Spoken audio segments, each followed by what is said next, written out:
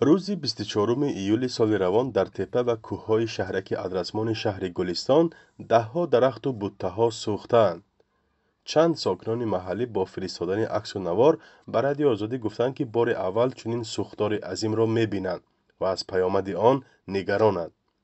سبب سوختار حاضر معین نشده است. مسئولان کمیته حالتهای اضطراری بعد یک هفته حادثه و آن هم در نشست خبری در این باره تفصیلات دادند.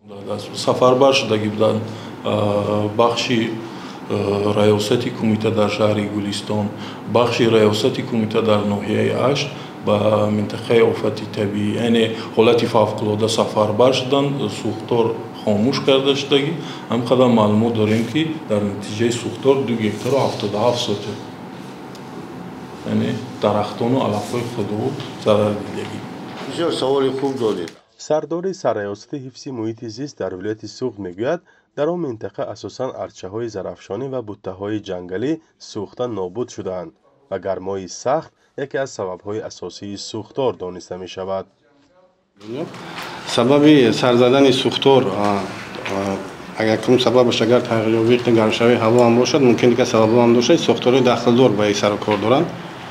در سمتی که ما فعالیت داریم در سمت حفظ محیط زیست رفته کارمندان ما دیدن ضررش معاین کردن در همکاری با سوختارهای داخلدار.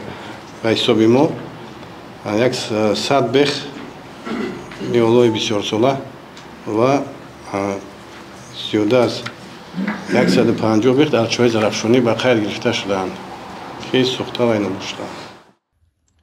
گفته می شود زمین هایی که سوختند در اختیار کان معدنی کارخانه ادرسمان قرار داشتند.